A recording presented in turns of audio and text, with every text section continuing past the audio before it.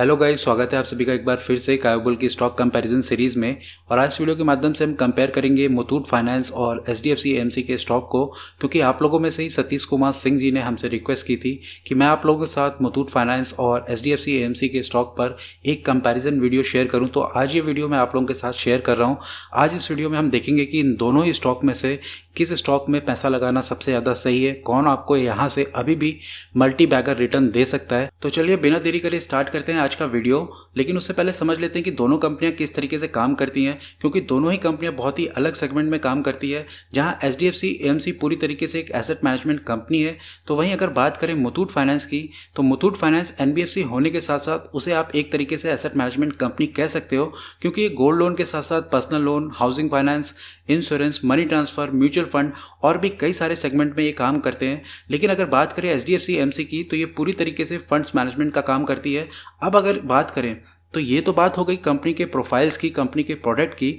अब अगर बात करें कि इस पूरे वीडियो को हम किस तरीके से कवर करेंगे, तो इस वीडियो को हम दो तरीके से कवर करेंगे। सबसे पहले हम देखेंगे कि स्टॉक की परफॉर्मेंस किस तरीके से चल रही है, उसके बाद देखेंगे कि कंपनी के फंडामेंटल किस तरीके के हैं, कंपनी की परफॉर्मेंस किस तरीके से चल रही है। तो चलिए अब सबसे पहले देख लेते हैं कि स्टॉक की परफॉर्मेंस किस तरीके से चल रही है। तो सबसे पहले अगर बात करें मुथूट फाइनेंस की, तो मुथूट फाइनेंस का स्टॉक इस टाइम करंट टाइम पे 1540 के आसपास ट्रेड कर रहा है। और आप देख सकते हैं कि इसका जो 52 वीक हाई है वो है 1639 रुपए का, और जो 52 वीक लो है वो है 1000 रुपए का।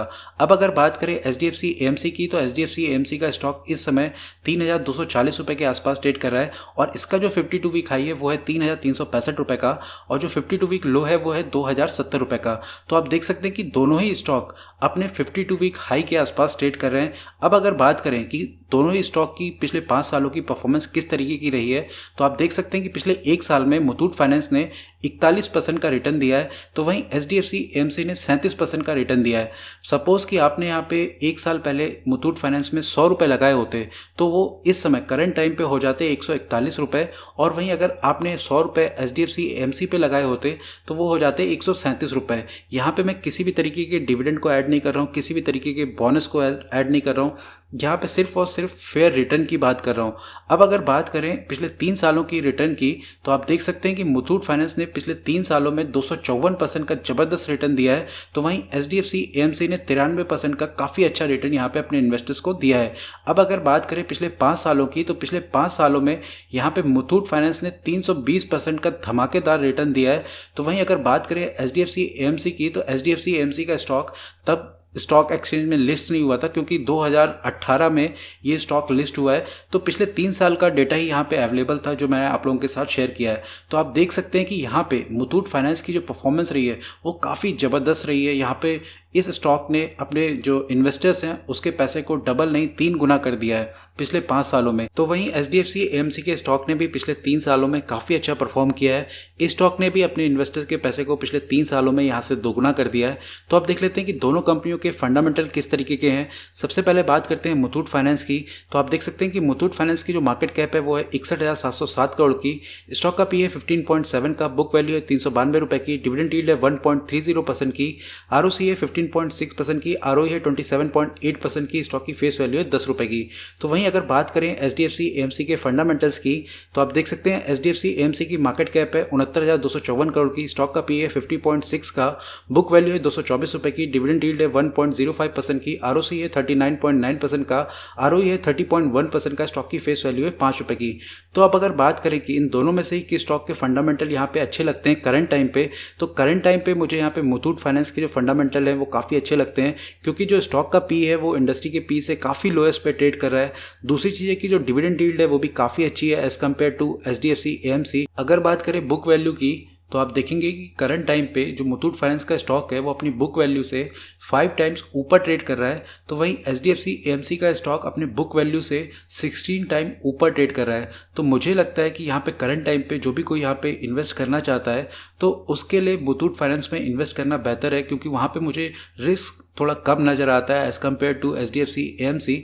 अब देख लेते हैं कि दोनों कंपनियों की यहाँ पे परफॉर्मेंस किस तरीके से रही है, किस तरीके से सेल्स रही है, किस तरीके से दोनों ही कंपनियों का प्रॉफिट रहा है। तो सबसे पहले बात करते हैं सेल्स की, तो आप देखेंगे कि करंट ईयर में जो मुथूट फाइनेंस की सेल्स रही है वो रही है 11,882 करोड़ की, तो वहीं एचडीएफसी एएमसी की सेल्स रही है 2,194 करोड़ की।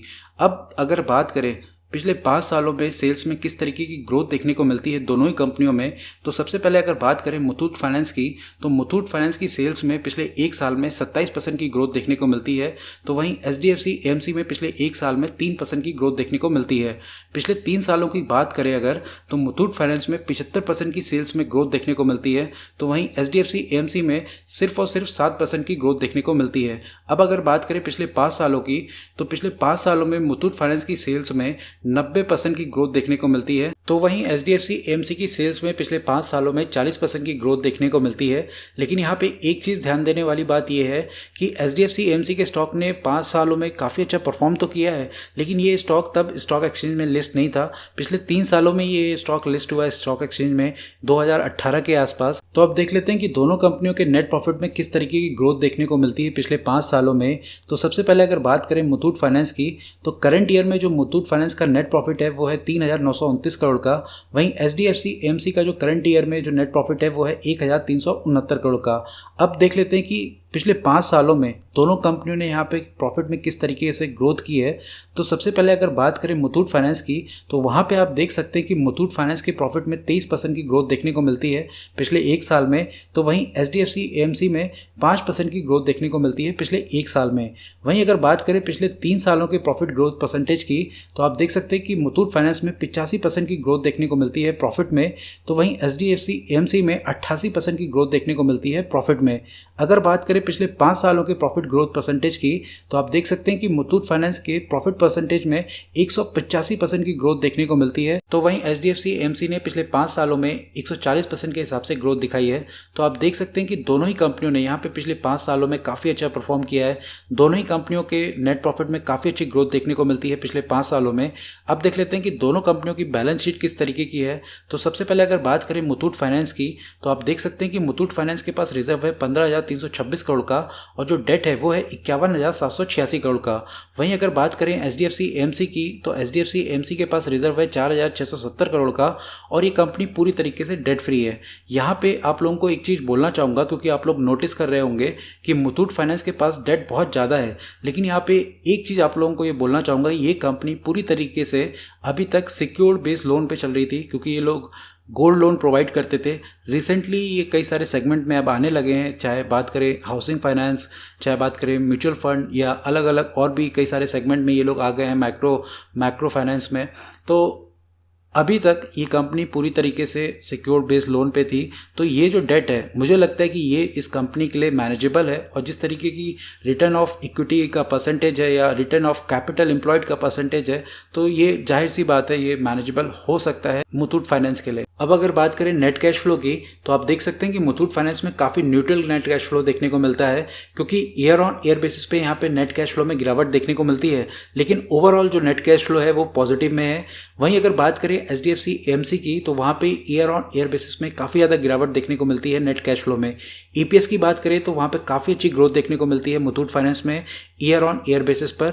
और अगर वहीं बात करें HDFC AMC के EPS में, तो काफ़ी न्यूट्रल सी ग्रोथ देखने को मिलती है HDFC AMC के EPS में। दोनों ही कंपनियों ने अभी तक किसी भी तरीके का कोई बोनस अनाउंस नहीं किया है। अब देख लेते हैं कि दोनों कंपनियों का यहाँ पे शेयर होल्डिंग पैटर्न किस तरीके का है। तो सबसे पहले बात करते हैं मुथूट फाइनेंस की, तो आप देख सकते हैं कि 73.40% की होल्डिंग्स है प्रमोटर्स के हाथ में और यहाँ पे क्वार्टर ऑन क्वार्टर बेसिस पे किसी भी तरीके का कोई चेंजेस नहीं है। 6.89% की होल्डिंग्स है यहाँ पे म्यूचुअल फंड के हाथ में और आप देख सकते हैं कि क्वार्टर ऑन क्वार्टर बेसिस पे यहाँ पे म्यूचुअल फंड ने अपनी होल्डिंग्स को बढ़ाया है। 0.41% की होल्डिंग्स है DIS के हाथ में और बहुत माइनर सी होल्डिंग्स को यहाँ पे DIS ने क्वार्टर ऑन क्वार्टर बेसिस पे बढ़ाया है। FIS ने बहुत माइनर सी यहाँ पे अपनी होल्डिंग्स को कम किया है। आप देख सकते हैं कि जून क्वार्टर में FIS के पास 15.02% की होल्डिंग्स है। तो वहीं रिटेल एंड अदर्स की बात करें तो रिटेल और अदर्स ने भी क्वार्टर ऑन क्वार्टर बेसिस पे अपनी होल्डिंग्स को कम किया है। जून क्वार्टर में रिटेल एंड अदर्स के पास 4.29% की होल्डिंग्स है। तो वहीं अगर बात करें HDFC AMC की तो 73.88% की होल्डिंग्स है प्रमोटर्स के हाथ में और आप देख सकते हैं कि क्वार्टर ऑन क्वार्टर बेसिस पे यहाँ पे प्रमोटर्स ने अपनी होल्डिंग्स को बहुत माइनर सा कम किया है। तो वहीं 1.31% की होल्डिंग्स है म्यूचुअल फंड के हाथ में, और आप देख सकते हैं कि म्यूचुअल फंड ने क्वार्टर ऑन क्वार्टर बेसिस पे अपनी होल्डिंग्स को बढ़ाया है। 5.12% की होल्डिंग्स है डीआईएस के हाथ में, और आप देख सकते हैं कि डीआईएस ने भी अपनी होल्डिंग्स को क्वार्टर ऑन क्वार्टर बेसिस पे बढ़ाया है। 9.14% की होल्डिंग्स है एफआईएस के हाथ में, और आप देख सकते हैं कि क्वार्टर ऑन क्वार्टर बेसिस पे एफआईएस ने बहुत थोड़ी सी अपनी होल्डिंग्स को यहाँ पे कम किया है। पब्लिक के पास 10.54% की होल्डिंग्स है जून क्वार्टर में, और आप देख सकते हैं कि क्वार्टर ऑन क्वार्टर बेसिस पे पब्लिक ने भी यहाँ पे अपनी होल्डिंग्स को कम किया है। आई होप अब आप लोगों को समझ में आ गया होगा कि कौन सा स्टॉक यहाँ पे बेहतर है, कौन सा स्टॉक आपको यहाँ से बेहतर रिटर्न दे सकता है। तो ये सारी चीज़ें अब आपको खुद से सोचनी है कहाँ पे आपको निवेश करना है। लेकिन आप फिर भी मेरे से मेरी राय जानना चाहते हैं कि मुझे इन दोनों में से कौन सा स्टॉक अच्छा लगता है, तो मुझे यहाँ पे दोनों ही स्टॉक काफ़ी अच्छे लगते हैं लॉन्ग टर्म पर्पज से। लेकिन अगर बात करें शॉर्ट टर्म पर्पज से, तो मुझे यहाँ पे मुथूट फाइनेंस का स्टॉक काफ़ी अच्छा लगता है, क्योंकि जो स्टॉक का पी है वो इंडस्ट्री के पी से काफ़ी लोएस्ट पे ट्रेड कर रहा है। स्टॉक इस टाइम अपनी बुक वैल्यू से 5 टाइम्स ऊपर ट्रेड कर रहा है। कंपनी की जो परफॉर्मेंस है वो काफ़ी अच्छी है। तो मुझे लगता है कि as compare to HDFC AMC, Muthoot finance में काफ़ी कम रिस्क है। तो मुथूट फाइनेंस को शॉर्ट टर्म पर्पज से यहाँ से बाय करके चला जा सकता है, और मुझे ऐसा लगता है कि आगे आने वाले टाइम पे यहाँ पे काफ़ी अच्छी ग्रोथ देखने को मिल सकती है। तो शॉर्ट टर्म पर्पज से मैं यहाँ पे मुथूट फाइनेंस के साथ जाना चाहूँगा, लेकिन लॉन्ग टर्म पर्पज से मुझे यहाँ पे दोनों ही स्टॉक काफ़ी अच्छे लगते हैं, और मैं सजेस्ट करना चाहूँगा कि इन दोनों स्टॉक को अपने पोर्टफोलियो में ज़रूर रखें। लॉन्ग टर्म पर्पज से ये दोनों स्टॉक आपको यहाँ से मल्टी बैगर रिटर्न दे सकते हैं। अभी भी आप यहाँ से इस लेवल से भी इन दोनों स्टॉक को एसआईपी करके चल सकते हैं। लॉन्ग टर्म में ये आपको काफ़ी अच्छा रिटर्न देके जाएंगे। तो आज के लिए बस इतना ही, मिलते हैं नेक्स्ट वीडियो में। और नेक्स्ट वीडियो में हम कंपेयर करेंगे जीएमएम फॉडलर और एचएलई ग्लासकोट के स्टॉक को, क्योंकि हमारे एक बहुत ही एक्टिव सब्सक्राइबर है अरमान, उनकी तरफ से एक रिक्वेस्ट आई थी कि इन दोनों स्टॉक को लेकर एक कंपेयर वीडियो मैं आप लोगों के साथ शेयर करूं। तो बहुत जल्द ये वीडियो मैं आप लोगों के साथ शेयर करूंगा। तो आज के लिए बस इतना ही, मिलते हैं नेक्स्ट वीडियो में। तब तक के लिए घर पे रहिए, सेफ रहिए, सुरक्षित रहिए, अपने आसपास लोगों का ख्याल रखिए। वीडियो अच्छा लगे तो वीडियो को लाइक कीजिएगा, शेयर कीजिएगा और चैनल को सब्सक्राइब कीजिएगा। Bye bye.